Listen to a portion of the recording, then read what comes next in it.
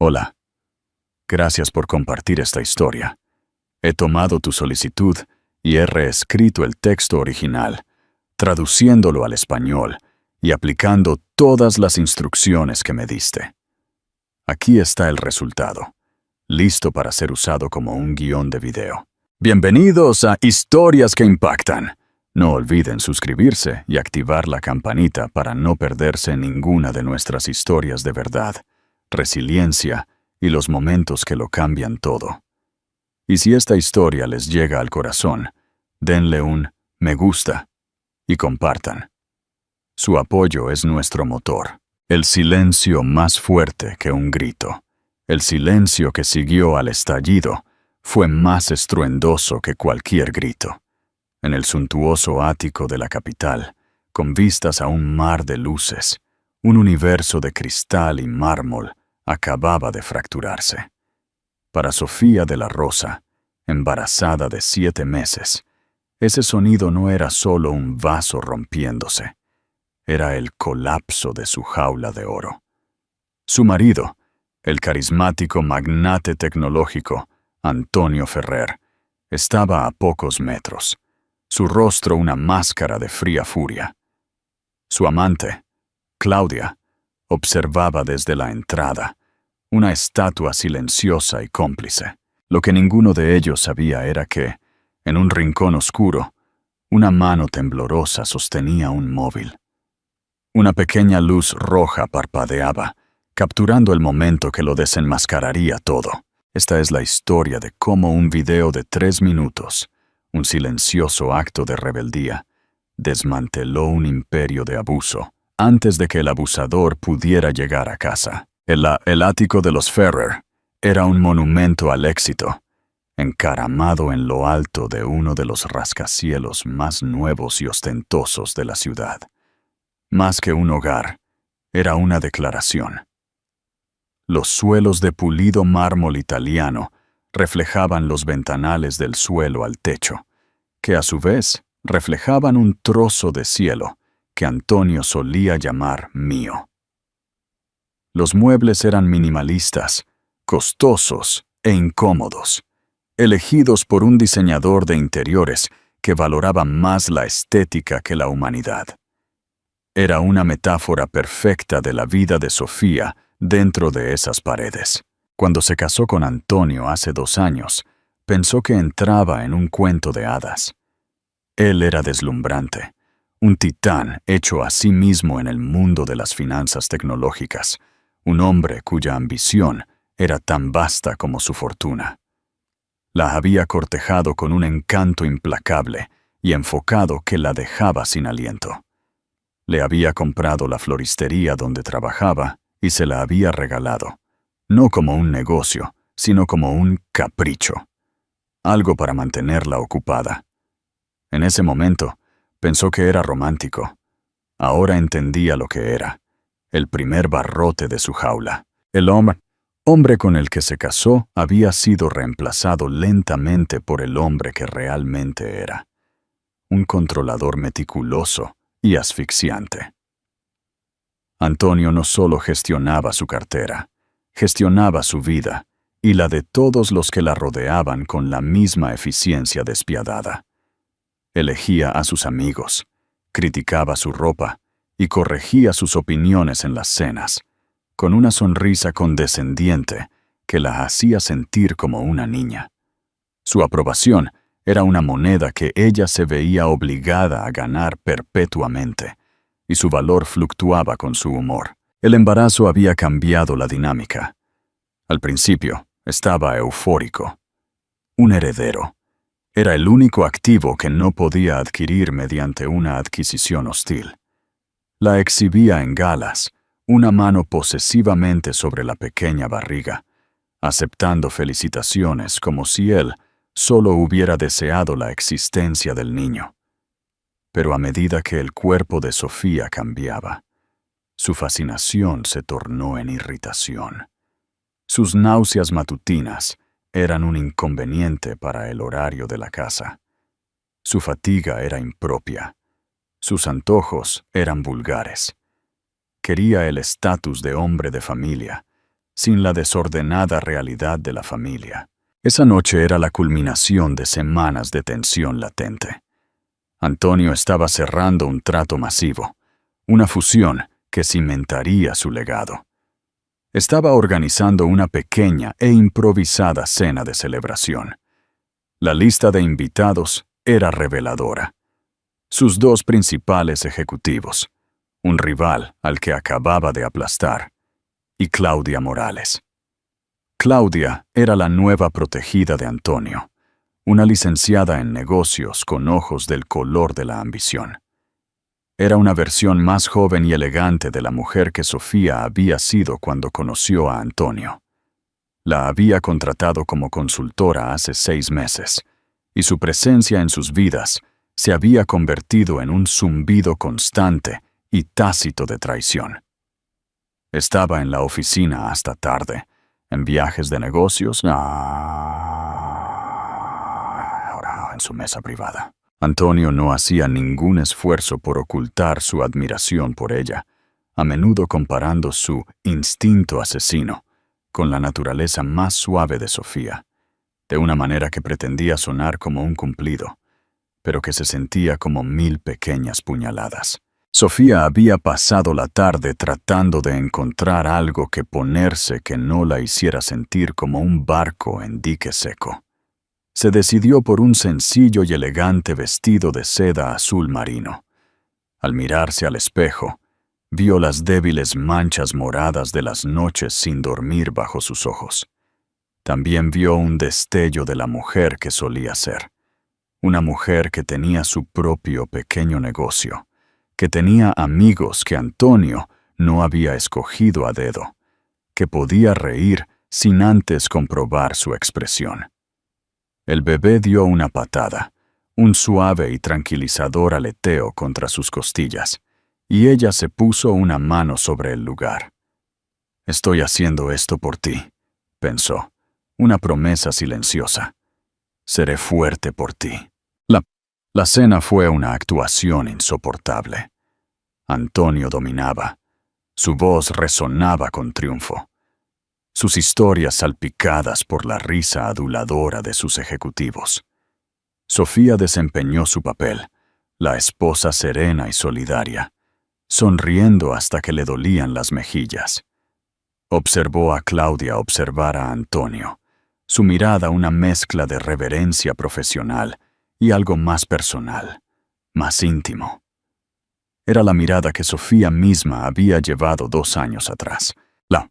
La única persona en la habitación que parecía verla de verdad, era María, la ama de llaves. María había estado con Sofía desde antes de la boda, una presencia tranquila y constante en la estéril opulencia del ático. Era una mujer de mediana edad, con ojos amables y cansados, una viuda que enviaba la mayor parte de su salario a sus hijos en otro país.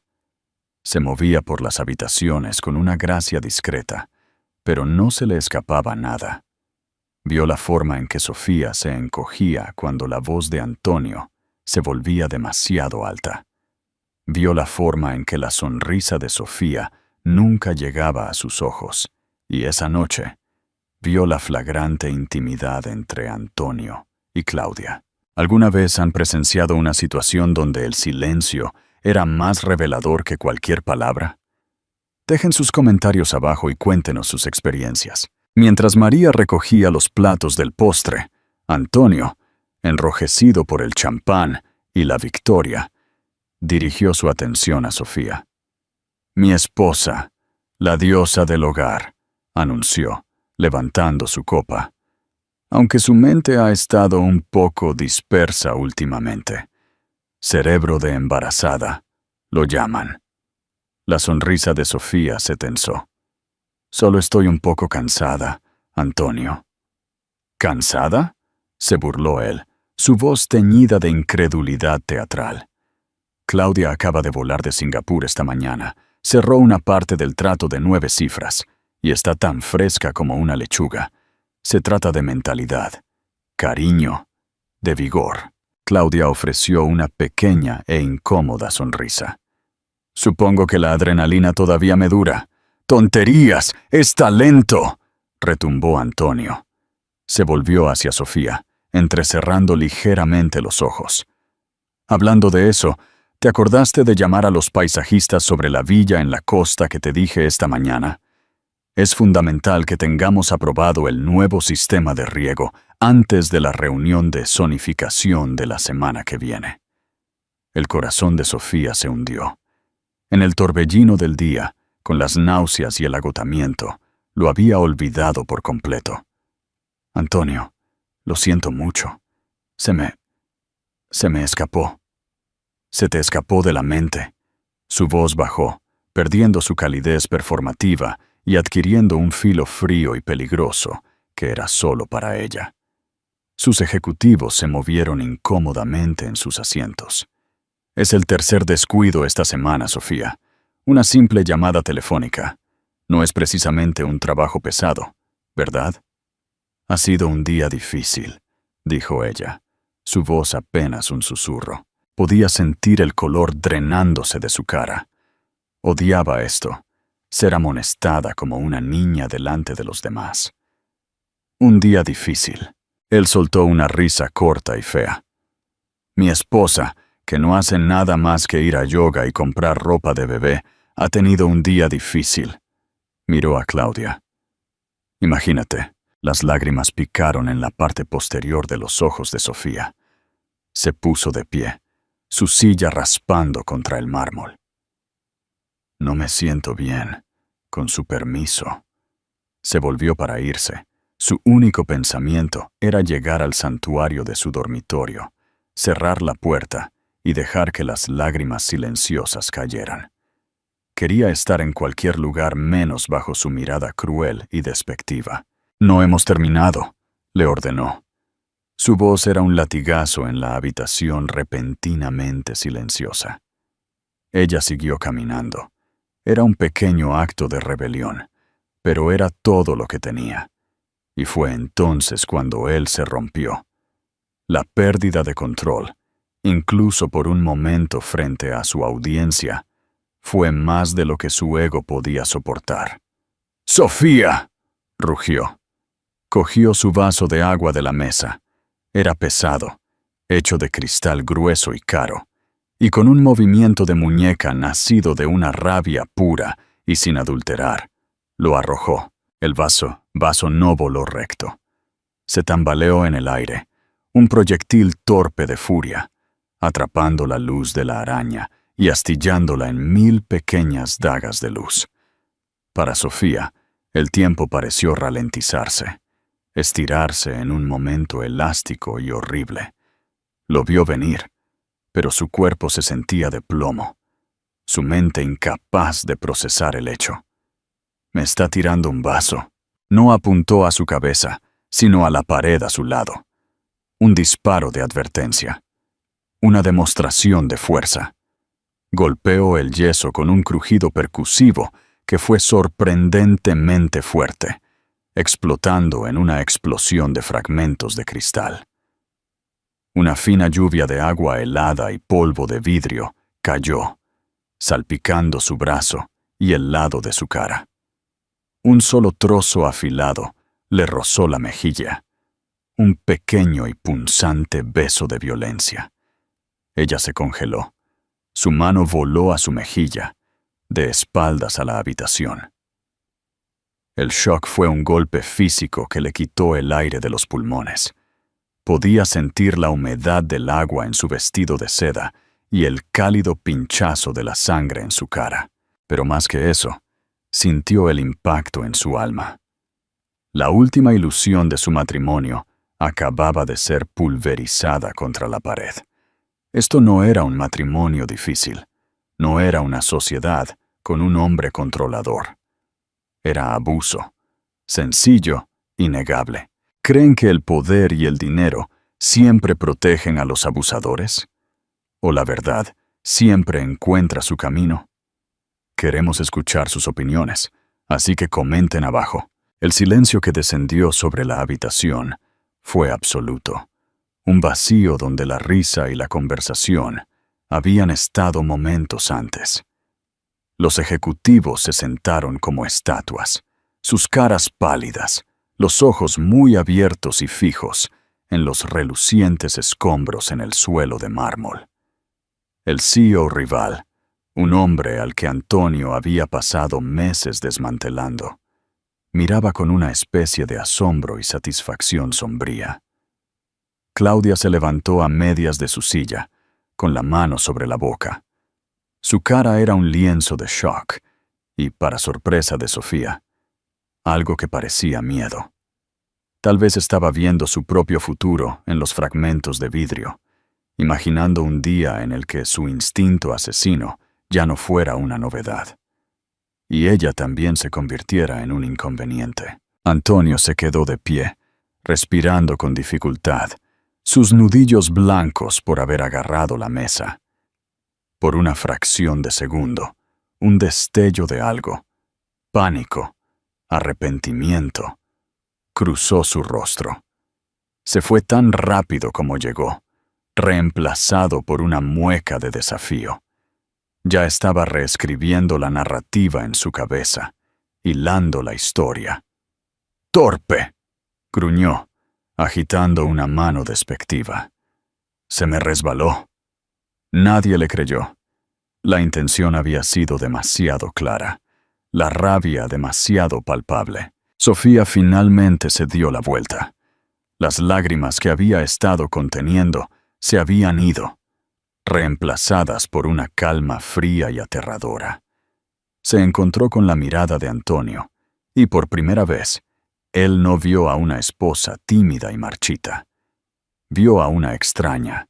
Sus ojos eran oscuros, reflejando su propia monstruosidad. No dijo una palabra. No necesitaba hacerlo. Su silencio era una acusación más potente que cualquier grito. Se tocó la mejilla. Miró la pequeña mancha de sangre en la punta de sus dedos, y luego lo miró a él. Ese único gesto deliberado contenía un mundo de significado. Esto es lo que hiciste. Esto es lo que eres. Desde una puerta de servicio que conducía a la cocina, María observaba, con el corazón latiéndole en las costillas como un pájaro atrapado. Estaba a punto de entrar con una bandeja de café cuando Antonio había rugido el nombre de Sofía. El instinto nacido de años de presenciar su ira latente la había hecho detenerse. Vio su cara retorcerse, vio cómo cogía el vaso, y en esa fracción de segundo hizo algo que nunca se habría imaginado capaz de hacer. Su móvil estaba en el bolsillo de su delantal. Con un pulgar tembloroso, lo abrió y pulsó el botón de grabar video, manteniéndolo bajo, mirando a través de la rendija de la puerta. Lo había capturado todo. El rugido, el lanzamiento, el estallido nauseabundo, el silencio, la patética excusa de Antonio. Había grabado casi 3 minutos completos, terminando con la escalofriante mirada silenciosa entre marido y mujer. Sus manos temblaban tan violentamente que temía que el teléfono cayera al suelo. Estaba aterrorizada. Antonio Ferrer era un hombre poderoso. Podría arruinarla. Podría hacer que la deportaran, destruir su vida con una sola llamada telefónica. Pero lo que había visto era una línea que se cruzaba que nadie, poderoso o no, tenía derecho a cruzar. Pensó en sus propias hijas. Pensó en el bebé acunado dentro de Sofía. Un bebé que merecía nacer en un mundo de seguridad, no de violencia. Sofía rompió la mirada. Se volvió no hacia el dormitorio, sino hacia la puerta principal. Caminó con una extraña deliberación majestuosa, con la cabeza en alto. Caminó más allá de los relucientes fragmentos de su matrimonio roto, más allá de los invitados aturdidos, más allá de la mujer que se acostaba con su marido. ¿A dónde crees que vas?, exigió Antonio, su voz baja y amenazadora ahora. La actuación había terminado. Sofía no respondió. Llegó a la gran entrada, un espacio diseñado para intimidar a los visitantes. Abrió la puerta del armario y sacó una sencilla gabardina, una que había comprado hacía años, antes que él. Se la puso sobre su vestido húmedo. Sacó su bolso de la mesa de la consola, el que contenía sus llaves, su cartera, su antigua vida. Antonio dio un paso hacia ella. «No te atrevas a cruzar esa puerta, Sofía. No causes un escándalo. Ya lo has causado tú», dijo ella, su voz clara y firme, desprovista del temblor que sentía por dentro. Era la primera vez que hablaba desde que el cristal se había hecho añicos. Sus palabras flotaron en el aire, un veredicto final y condenatorio. Abrió la pesada puerta de acero del ático y salió al pasillo, sin mirar atrás. Presionó el botón del ascensor, sus movimientos precisos y automáticos. Mientras las pulidas puertas de bronce se cerraban silenciosamente, sellándola lejos de esa habitación, finalmente se permitió exhalar. Un solo sollozo, agudo y doloroso, se escapó de sus labios. La calma era un escudo frágil, y ya estaba empezando a agrietarse. Se apoyó contra la fría pared del ascensor mientras comenzaba su largo descenso, llevándola lejos de la prisión en lo alto del cielo, y abajo, abajo, abajo, hacia un futuro desconocido y aterrador. De vuelta en el ático, Antonio Ferrer miraba las puertas cerradas del ascensor, su cara una máscara de trueno. Se volvió hacia sus invitados. «La fiesta ha terminado», gruñó. «¡Lárguense!». Se apresuraron a obedecer, cogiendo sus pertenencias, murmurando apresuradas despedidas, desesperados por escapar de la atmósfera tóxica. En cuestión de minutos, se quedó a solas con Claudia. «Antonio», comenzó ella, su voz tentativa. «¿Estás?» «Cállate», espetó él, pasándose una mano por el pelo. «Volverá. No tiene a dónde ir. Está histérica». Comenzó a pasear, el depredador, reafirmando el control de su territorio. Se le pasará, se dará cuenta de que está exagerando y volverá arrastrándose. Siempre lo hacen. Pero mientras miraba la débil grieta en forma de estrella en la pared, una profunda e inusual inquietud comenzó a instalarse en su estómago. Esto se sentía diferente. Había visto algo nuevo en los ojos de Sofía, algo que él no había puesto allí y que no podía controlar. Y a kilómetros de distancia, en la parte trasera de un taxi, que circulaba a toda velocidad por las calles de la ciudad, mojadas por la lluvia. Un ama de llaves llamada María miraba un archivo de video en su teléfono. Su pulgar se cernió sobre el botón de borrar. Su mente le gritaba que borrara la evidencia, que olvidara lo que vio, que se protegiera. Pero su corazón y su conciencia no la dejaban. En su lugar, pulsó guardar. Las luces de la ciudad se difuminaron más allá de la ventana del taxi. Una mancha de acuarela roja, dorada y blanca contra el asfalto mojado y negro. Cada gota de lluvia que se deslizaba por el cristal se sentía como una lágrima que Sofía no podía derramar ella misma. Estaba funcionando con pura adrenalina, un instinto crudo y primario de huir.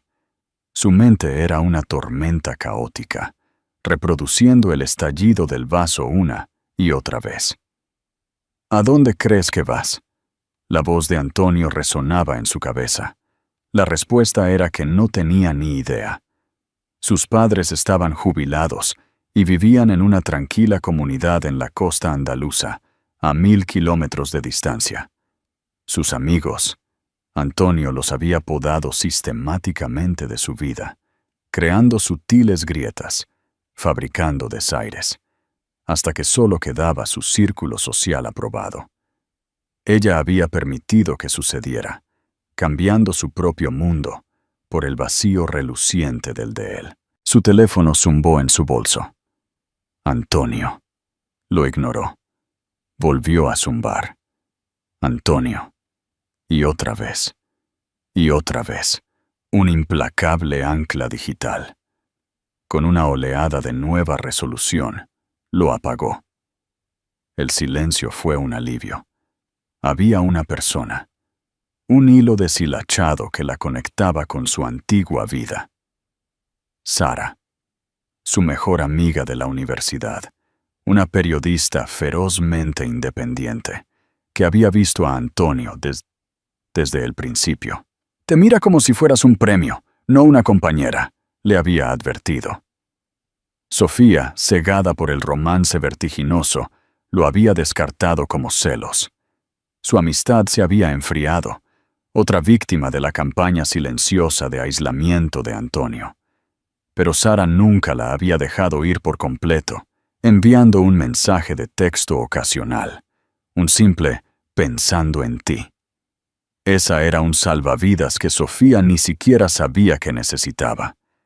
Le dio al taxista la dirección de Sara, en un barrio al otro lado de la ciudad, uno con edificios de ladrillo y árboles en lugar de rascacielos y aparcacoches. Cuando llegó, le pagó al conductor con el último dinero en efectivo que tenía en la cartera, un arrugado billete de 50 euros, de pie en la acera bajo la lluvia, mirando la ventana iluminada del tercer piso, sintió una oleada de vergüenza. Era la esposa de un millonario, embarazada de 7 meses, llegando a la puerta de su amiga como una refugiada. Subió las escaleras, cada una de ellas sintiéndose como un esfuerzo monumental. Llamó, sus nudillos apenas haciendo un sonido. La puerta se abrió, revelando a Sara, de unos 30 y tantos años, con ojos agudos e inteligentes y el pelo recogido en una coleta. Sara vio el vestido de seda de fiesta sobre el que Sofía llevaba una gabardina, la mirada atormentada en sus ojos, el pequeño corte que se secaba en su mejilla. «Sof, Dios mío, ¿qué pasó?» Sofía abrió la boca para hablar, pero la represa de su compostura finalmente se rompió. Un torrente de sollozos sacudió su cuerpo, profundos, dolorosos jadeos por aire. Sara no dudó. Envolvió a su amiga con los brazos, tirando de ella hacia adentro, cerrando la puerta con el pie. «Está bien», murmuró Sara, abrazándola con fuerza. «Estás a salvo aquí. Lo que sea, ahora estás a salvo». Durante la siguiente hora, acurrucada en el sofá gastado pero cómodo de Sara, envuelta en una colcha que olía a hogar, Sofía le contó todo. No solo sobre esa noche, sino sobre los últimos 2 años, las sutiles manipulaciones, el escalofriante control, el aislamiento. Fue como abrir una herida, derramando todo el veneno que había mantenido encerrado dentro. Sara escuchó sin juzgar. Su rostro se volvía más duro y más enojado con cada palabra. Cuando Sofía terminó, con la voz rota, Sara se levantó y comenzó a pasear por la pequeña sala de estar. «Vale», dijo, su mente periodística poniéndose en marcha. «Vale, va a venir a por ti, Sof. No con flores, sino con abogados. Va a intentar pintarte como inestable, hormonal, no apta. Toda su identidad se basa en el control. No te dejará ir fácilmente». «¿Qué hago?», susurró Sofía, sintiendo una nueva oleada de pánico. «Él tiene todo el dinero, todo el poder». «No», dijo Sara, deteniéndose para mirarla. «No tiene la verdad, y vamos a asegurarnos de que eso cuente para algo». Cogió su portátil. «Solo hay una persona en la que confiaría con esto. Es el equivalente legal de un perro de presa, pero lucha por el lado correcto. Su nombre es Elena Reverte. Se especializa en divorcios de alto conflicto y alto patrimonio, especialmente en casos que involucran personalidades narcisistas. Se comió a un hombre como Antonio Ferrer para desayunar el año pasado. La llamaré. ¿Creen que Sofía encontrará la justicia? ¿O el poder de Antonio será demasiado grande? Voten en la encuesta y compartan sus predicciones con nosotros. A la mañana siguiente, Sofía se sentó en la pulida y discreta oficina de Elena Reverte. Era lo contrario del mundo de Antonio. Todo madera cálida, iluminación suave y estantes llenos de libros de derecho encuadernados en cuero, no de instalaciones de arte. Elena Reverte tenía unos 50 años, con un elegante corte Bob Grease, ojos azules penetrantes y un aire de inquebrantable competencia. Escuchó la historia de Sofía con una quietud intensa y concentrada, su bolígrafo haciendo ocasionalmente una nota en un bloc de notas legal. Tiene todos los activos financieros, concluyó Sofía, su voz temblando ligeramente. Las cuentas están todas a su nombre, o en fideicomisos. El acuerdo prenupcial que firmé. Sus abogados dijeron que era inquebrantable. Me quedaré casi sin nada. Elena se inclinó hacia adelante, su expresión indescifrable. Un acuerdo prenupcial, por muy inquebrantable que sea, puede ser impugnado bajo ciertas condiciones. Coacción, coacción o abuso. El problema, señora Ferrer. Por favor, llámeme Sofía. Sofía, se corrigió Elena suavemente. El problema es que se convierte en una situación de él dijo, ella dijo. Y en estos casos, el hombre con los bolsillos más profundos y el bufete de abogados más prestigioso, a menudo gana. Necesitaríamos una prueba irrefutable de su comportamiento, un testigo que esté dispuesto a testificar, un historial documentado. Su tono se desvaneció, dando a entender que no tenían ninguna de las dos cosas. El corazón de Sofía se hundió. Era exactamente lo que había temido. Era solo otra esposa angustiada con una historia que nadie creería. Justo en ese momento, su móvil, un dispositivo barato y de prepago, que Sara había insistido en comprarle a primera hora de la mañana, vibró. Era un número desconocido. Con vacilación, respondió. «Hola, señora Ferrer. ¿Sofía?» La voz era tranquila, vacilante y familiar. «Soy María, la de la casa». Sofía se sentó erguida. «¿María? ¿Estás bien?» Él no, estoy bien», susurró María, su voz tensa por el miedo. «Me fui después de los invitados. Le dije que estaba enferma. No voy a volver. Pero escúcheme. Tengo que decirle algo. Anoche vi lo que hizo. Yo lo grabé». El mundo se detuvo. Sofía contuvo la respiración, incapaz de creer lo que estaba escuchando. «¿Tú? En mi teléfono», dijo María, sus palabras saliendo a borbotones ahora. «Lo tengo. Los gritos, él tirando el vaso. Todo. Lo siento mucho. Tenía tanto miedo, pero no podía dejar que fuera el único con una historia de lo que pasó». Elena Reverte, que había estado observando la cara de Sofía, vio el shock, la naciente esperanza.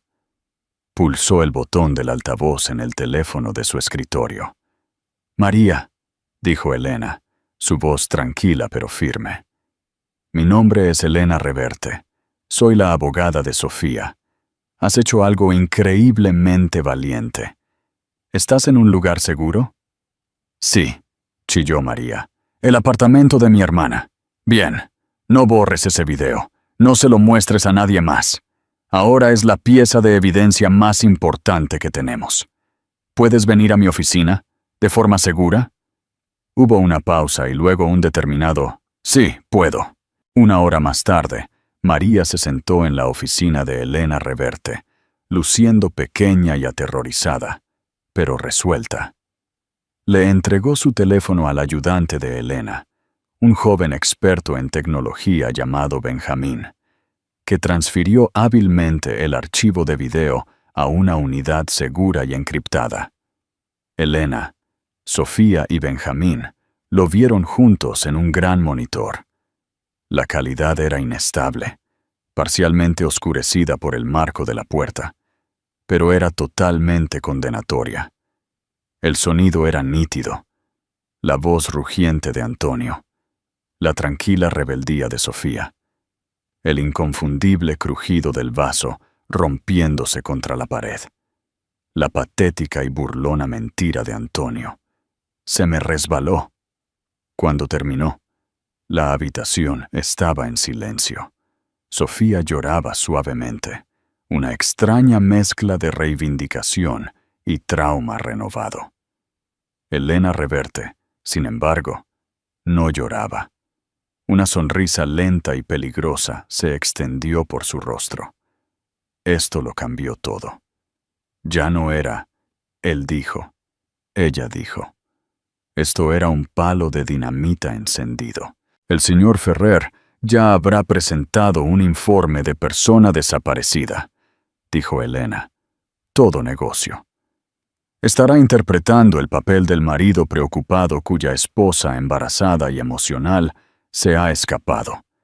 Sus abogados se estarán preparando para tomar el control de la narrativa. Tenemos que movernos más rápido y tenemos que atacar primero. Se volvió hacia Benjamín. Presenta una petición de emergencia para una orden de protección, con efecto inmediato.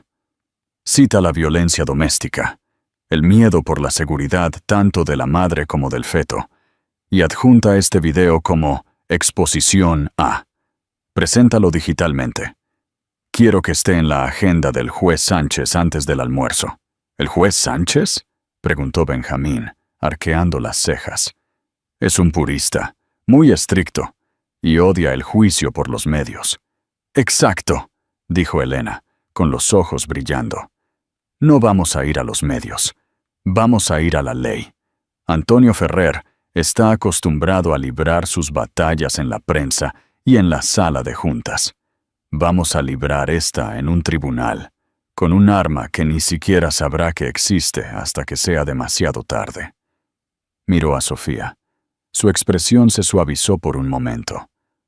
Ahora mismo está en su oficina, sintiéndose poderoso, pensando que tiene el control. Cree que te escondes en la habitación de un hotel, en algún lugar, llorando. No tiene idea de que la verdad ya está en camino al único lugar donde su dinero e influencia no pueden corromperla fácilmente. Golpeó el monitor, donde el archivo de video ahora estaba etiquetado como Ferrer, exposición a AMP4. Este video llegará al juzgado y será visto por un juez antes de que Antonio Ferrer se suba a su coche para irse a casa. La atmósfera en la oficina de Elena Reverte crepitaba con una energía enfocada y urgente. Era una carrera contra un reloj. Sofía no podía verlo contra una máquina. No podía comprender el vasto aparato legal y de relaciones públicas de Antonio. Mientras Sofía había estado encontrando refugio en el sofá de una amiga, el mundo de Antonio se habría estado movilizando. Elena expuso la estrategia con la precisión de un comandante en el campo de batalla.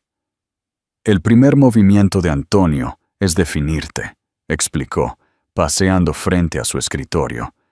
Te pintará como emocionalmente frágil, irracional. Mi pobre esposa embarazada no es ella misma, es una táctica clásica del abusador.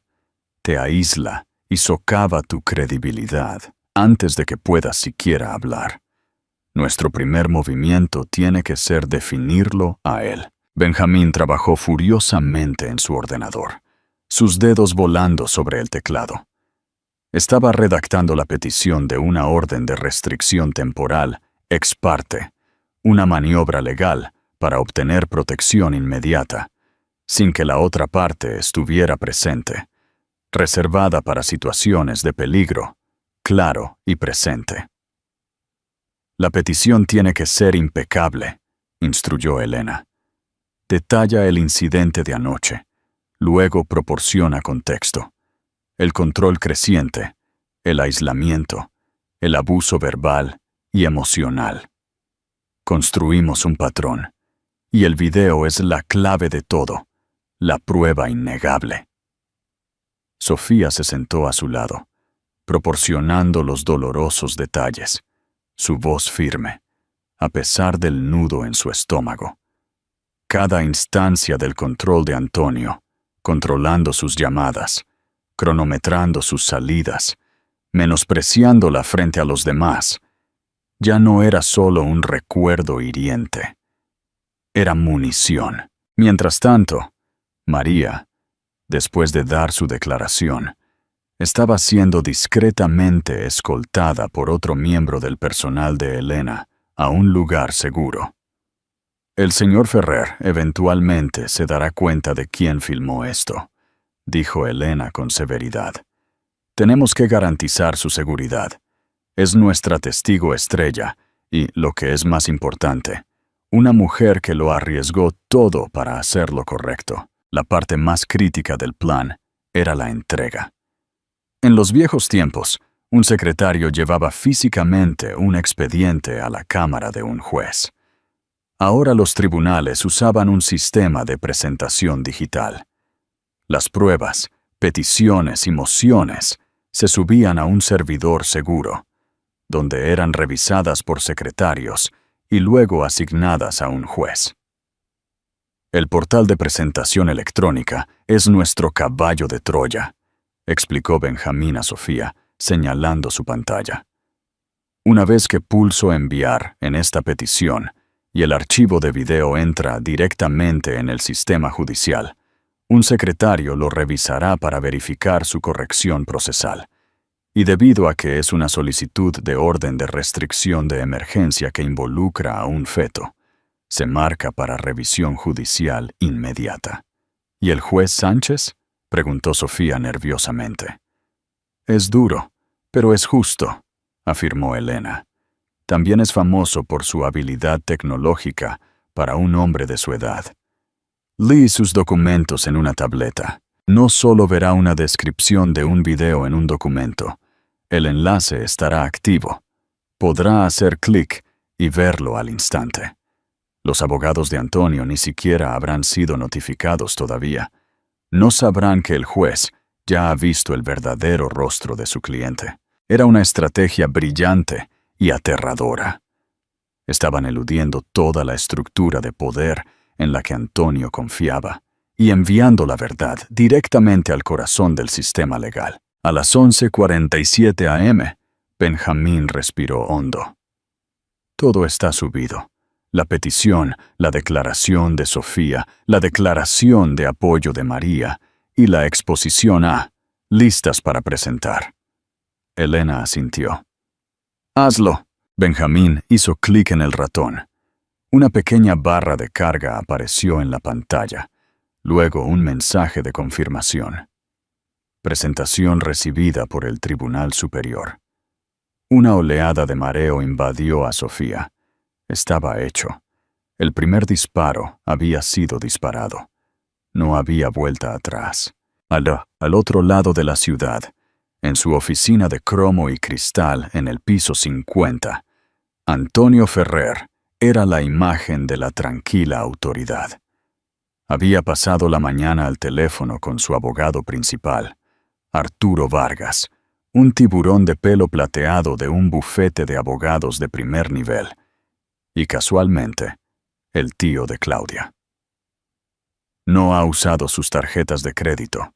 Su teléfono está apagado, informó Antonio, haciendo girar un líquido ámbar en un vaso. Notó con un destello de molestia, pero de cristal grueso y liso. Probablemente esté en el apartamento de esa amiga periodista, la que te conté. Sara, o algo así. Tendremos un investigador privado que confirme la ubicación esta tarde, dijo Arturo, su voz un barítono relajante. La narrativa es nuestra prioridad. Expresamos preocupación, profunda preocupación. Dejamos claro que solo queremos lo mejor para ella y el bebé. Presentamos una petición para una revisión de bienestar. Podemos sugerir una evaluación psiquiátrica ordenada por la Corte, basada en su comportamiento errático. Bien, dijo Antonio. ¿Y el acuerdo prenupcial? Inquebrantable. Se va con la miseria estipulada, a menos que pueda probar una coacción extrema, lo cual es imposible sin pruebas concretas. Antonio se reclinó en su silla de cuero, una sonrisa burlona jugando en sus labios.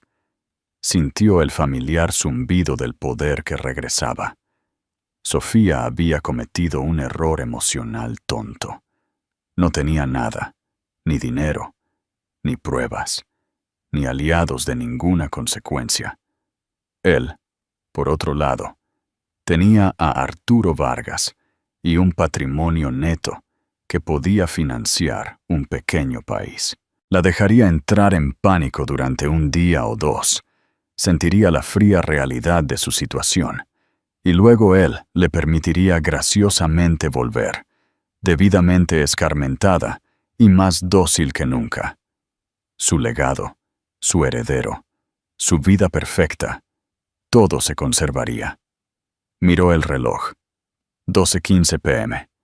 Terminaba aquí y se iba a casa. Quizás incluso se detendría a comprar flores. La ironía le divirtió. En la tranquila cámara con paneles de madera del honorable juez, Francisco Sánchez, el día transcurría como de costumbre. Estaba revisando mociones, firmando órdenes y preparándose para su agenda de la tarde. Su secretaria, una joven llamada Clara, llamó suavemente y entró. Su señoría, se acaba de presentar una petición de orden de restricción de emergencia, presentada electrónicamente, dijo, sosteniendo una tableta. Ha sido marcada para revisión inmediata. Ferrer contra Ferrer. El juez Sánchez tomó la tableta. El nombre Ferrer era familiar. El magnate de la tecnología a menudo estaba en las páginas financieras. Comenzó a leer la petición. Violencia doméstica, abuso emocional, miedo por un feto. Denuncias trágicas estándar que veía con demasiada frecuencia. Leyó la declaración de Sofía, su expresión impasible.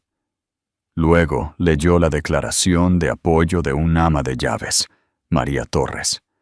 Sus ojos se detuvieron en su declaración. Luego llegó a la lista de pruebas. Exposición a archivo de video digital. Tocó el enlace. Una pequeña ventana se abrió en la tableta. El video comenzó a reproducirse. La calidad era inestable. El ángulo era malo. Pero el audio era perfectamente claro. Escuchó la voz de Antonio Ferrer, espesa de rabia. Vio la figura de una mujer embarazada que se daba la vuelta. Y luego lo vio. El brazo balanceándose. El vaso volando por el aire. La explosión contra la pared. Vio a Sofía encogerse. Vio su mano ir a su mejilla. Escuchó la débil y transparente mentira de Antonio sobre cómo se le resbaló. Vio el escalofriante y silencioso enfrentamiento que siguió. Lo vio una segunda vez. Y luego una tercera. El juez Sánchez había estado en el estrado durante 30 años. Había visto lo peor de la humanidad. Había presidido casos horribles y escuchado testimonios desgarradores. Pero había algo en la fría y calculada arrogancia de este acto. La violencia no de un puñetazo, sino de un proyectil. La crueldad casual frente a los invitados. La mentira inmediata y egoísta que golpeó una cuerda disonante y profunda. Era la violencia de un hombre que creía que era completamente intocable. Dejó la tableta sobre su escritorio, su cara sombría. Cogió su bolígrafo y acercó la orden.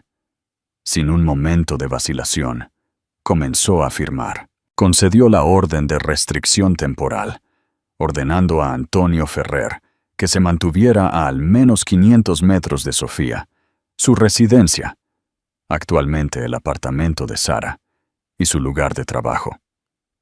Le concedió a Sofía el uso exclusivo temporal del ático conyugal para que pudiera recuperar sus pertenencias con una escolta policial.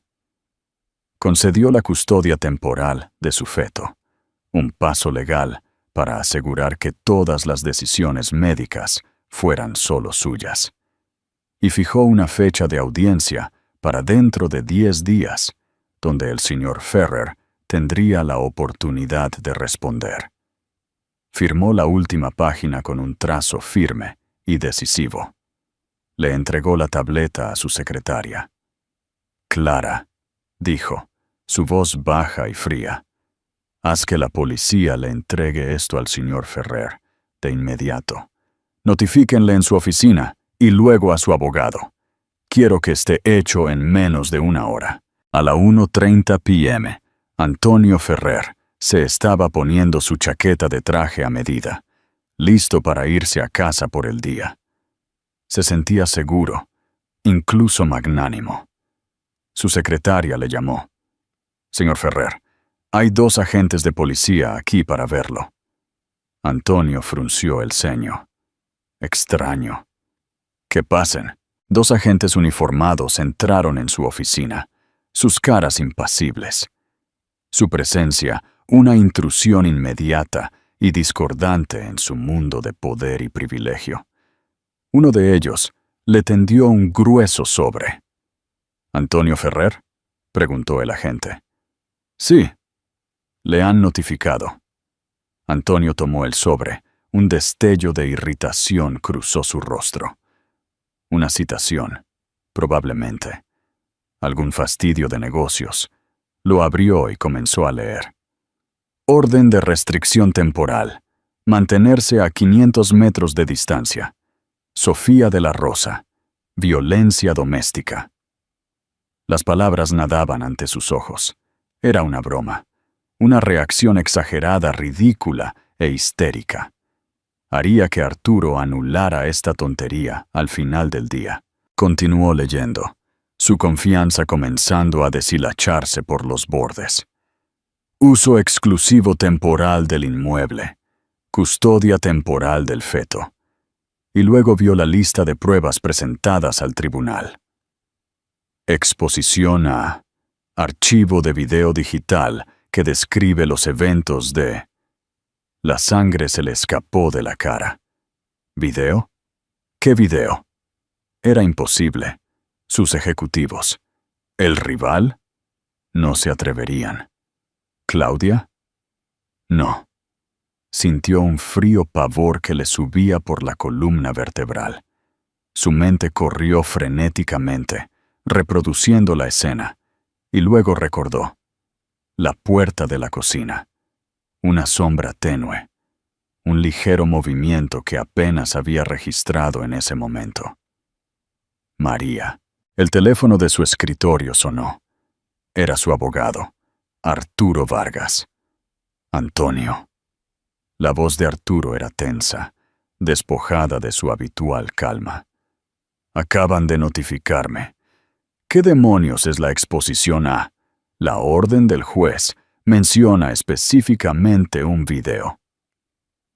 Antonio se hundió en su silla, los papeles resbalándose de sus dedos entumecidos. El ático, la villa, la colección de arte. Nada de eso importaba. Todo lo que podía ver era ese vaso volando por el aire y la pequeña luz roja parpadeante de un móvil en una puerta oscura. Acababa de salir de su oficina. Ni siquiera estaba en casa todavía. Pero su mundo, tan cuidadosamente construido, tan perfectamente controlado, ya había sido juzgado, sentenciado y destrozado. Los 10 días previos a la audiencia judicial fueron un torbellino de guerra estratégica. Antonio Ferrer, herido y enfurecido, desató toda la fuerza de su riqueza. Contrató a una firma de relaciones públicas que comenzó a filtrar sutilmente historias a los blogs de chismes, pintando una imagen de un matrimonio problemático y un momento triste y confuso. Retrataron a Antonio como un marido preocupado, desesperado por el bienestar de su inestable esposa.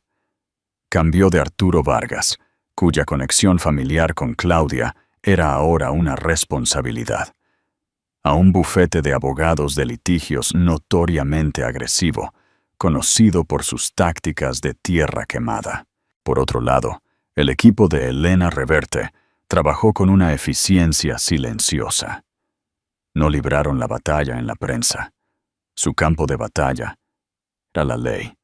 Documentaron meticulosamente las finanzas de Antonio, descubriendo un laberinto de cuentas en el extranjero y empresas fantasmas diseñadas para ocultar activos. Prepararon a Sofía para la audiencia, no entrenándola para ser una víctima, sino empoderándola para ser una testigo de su propia verdad. Sin embargo, el desarrollo más significativo provino de una fuente inesperada: Claudia Morales. 2 días después del incidente, Claudia había llamado a la oficina de Elena Reverte. Se reunió con Elena a solas en una cafetería lejos del centro de la ciudad. Estaba pálida y nerviosa, un marcado contraste con la protegida segura de sí misma de la cena. «Es un monstruo», dijo, su voz apenas un susurro. «Vi su cara esa noche. No era ira, era nada, solo rabia absoluta. Pensé que yo era diferente. Pensé que respetaba mi mente, mi ambición, pero ahora me doy cuenta de que yo era solo otro activo, y cuando ya no sea útil, él también me tirará un vaso». Claudia explicó que Antonio le había prometido una sociedad, un puesto en el consejo. La había seducido, no con romance, sino con poder. Admitió su aventura, pero insistió en que había terminado. Y lo que es más importante, estaba dispuesta a firmar una declaración jurada. Atestiguaría haber estado en la cena, haber presenciado la furia de Antonio y el acto deliberado de lanzar el vaso. Corroboraría el relato de Sofía sobre su comportamiento controlador, describiendo cómo a menudo menospreciaba y desestimaba a su esposa en entornos profesionales. «¿Por qué haces esto?», le preguntó Elena, su mirada analítica. «Porque tengo una hermana menor», dijo Claudia, mirando sus manos, «y nunca quiero que piense que este es el precio del éxito». La declaración jurada de Claudia fue el último clavo en el ataúd de la narrativa de Antonio. Ya no era solo la palabra de un ama de llaves descontenta y una esposa emocional. Era una declaración de su propia socia elegida, su protegida. El día de la audiencia llegó gris y nublado. La sala del tribunal era pequeña y formal. Sofía entró flanqueada por Elena y Benjamín. Llevaba un sencillo vestido de maternidad gris, con el pelo recogido de forma ordenada. Parecía serena, con las manos apoyadas con calma en su vientre embarazado. Sintió la patada del bebé, un ritmo constante que la ancló a la realidad. Antonio ya estaba allí, sentado en la mesa contraria, con 3 abogados de aspecto caro. Se veía impecable en un traje de color carbón oscuro, pero había signos de tensión. Una tensión alrededor de su mandíbula, un cansancio profundo en sus ojos que ninguna cantidad de dinero podía ocultar. Le lanzó a Sofía una mirada de puro veneno, una mirada que decía: «Pagarás por esto». Ella se encontró con su mirada, y por primera vez no sintió miedo, sino un destello de lástima por el hombre pequeño y vacío que se escondía detrás de la fachada. El juez Sánchez entró y la sala se quedó en silencio. Era una figura imponente, su rostro severo e indescifrable. Miró a las partes reunidas por encima de sus gafas de lectura. «Estamos aquí por el asunto de Ferrer contra Ferrer», comenzó. Su voz un murmullo bajo. «Esta es una audiencia para determinar si la orden de restricción temporal, emitida el 26 de julio, debe hacerse permanente durante la duración del proceso de divorcio». «Señor Llamas», dijo, dirigiéndose al abogado principal de Antonio. «Puede comenzar». Llamas, un hombre elegante y seguro de sí mismo con una voz atronadora, se puso de pie. Se lanzó a la narrativa cuidadosamente elaborada. Habló de un marido cariñoso y preocupado. Pintó una imagen de una mujer embarazada, hormonal y angustiada. Descartó el incidente del vaso como un desafortunado accidente, un momento de torpeza exagerado por el estrés. Argumentó que la orden de restricción era una medida drástica e innecesaria que estaba dañando la reputación de su cliente y le impedía cuidar a su esposa. «Su señoría», concluyó Llamas con floritura, «el señor Ferrer simplemente quiere que su esposa vuelva a casa. Quiere apoyarla durante este embarazo. Toda esta situación es un trágico malentendido». El juez Sánchez escuchó pacientemente, su rostro una máscara de piedra. Cuando Llamas terminó, dirigió su mirada a Elena Reverte. «Señora Reverte». Elena se puso de pie. «Su señoría, el señor Llamas pinta un cuadro muy creativo, pero no tenemos que basarnos en la ficción hoy. Tenemos hechos». Con calma, desmanteló el argumento de Llamas punto por punto. Presentó extractos bancarios que mostraban que Antonio había comenzado a transferir millones a cuentas en el extranjero el día después de que Sofía se fuera. Presentó la declaración jurada de Claudia Morales, leyendo pasajes clave en voz alta. Un músculo en la mandíbula de Antonio se contrajo violentamente al escuchar las palabras de Claudia resonar en la sala del tribunal. «En cuanto al desafortunado accidente», continuó Elena, bajando la voz, «el testimonio de mi cliente, el testimonio de un testigo y la declaración jurada de la propia socia del señor Ferrer, todos afirman que fue un acto deliberado de violencia, un acto destinado a intimidar y aterrorizar a una mujer embarazada de 7 meses.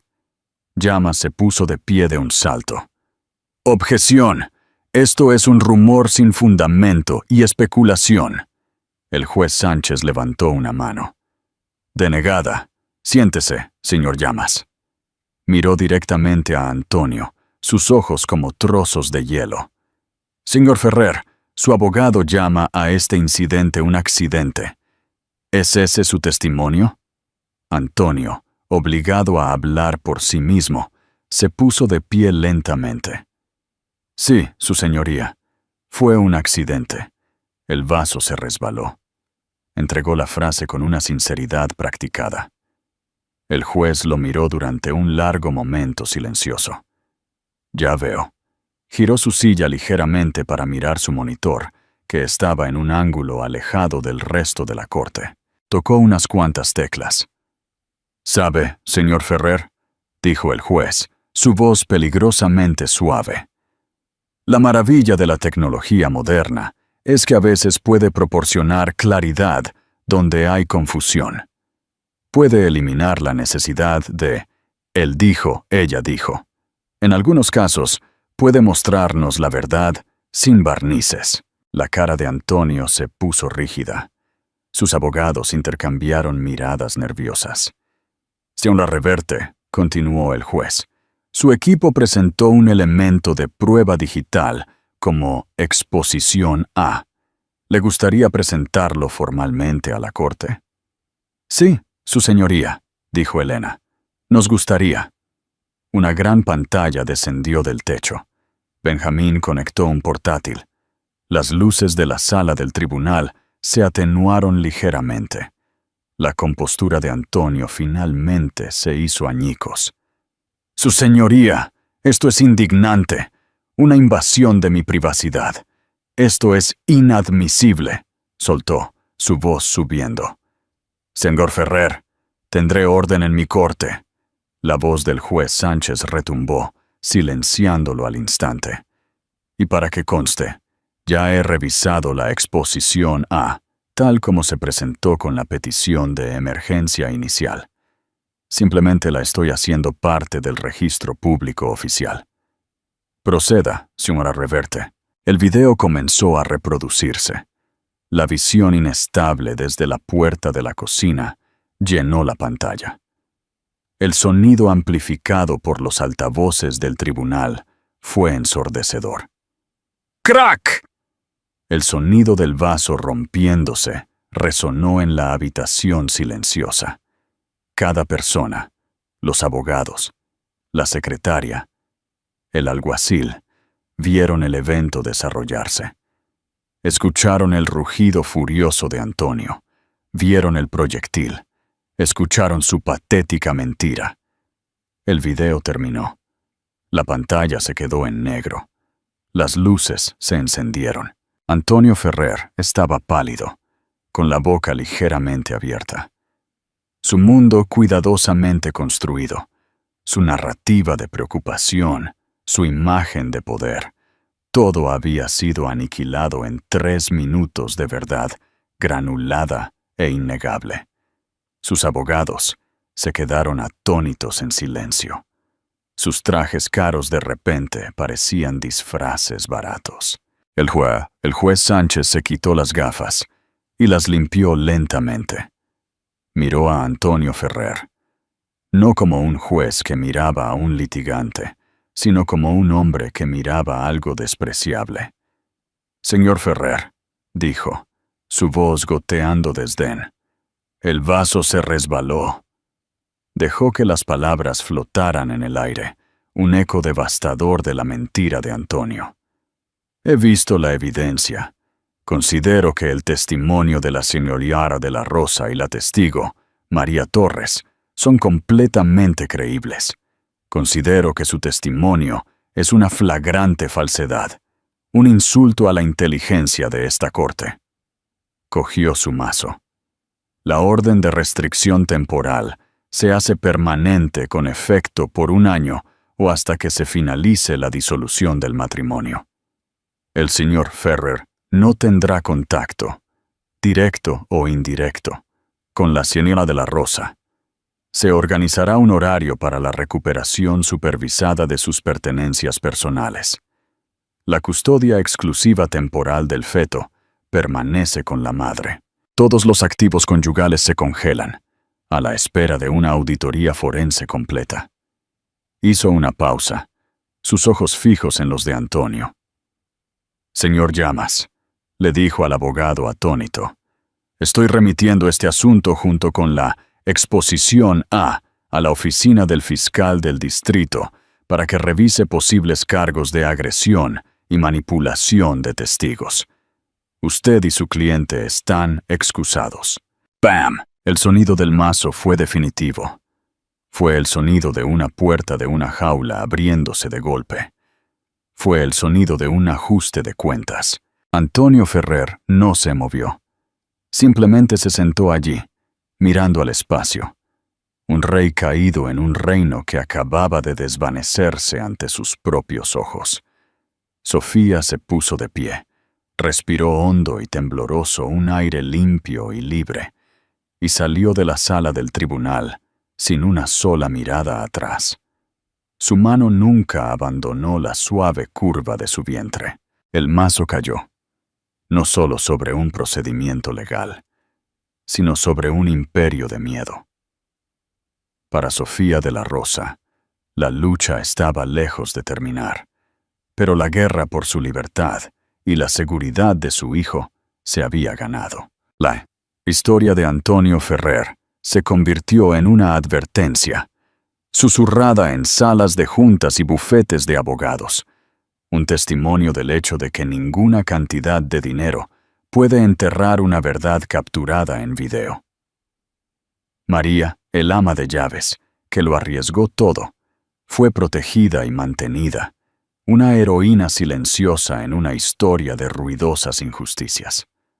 Sofía pasó a crear una nueva vida, construida, no sobre suelos de mármol y promesas vacías, sino sobre la tierra sólida de su propia fuerza y el amor por su hijo. Esta historia es un poderoso recordatorio de que a veces los actos de coraje más pequeños pueden tener las mayores consecuencias.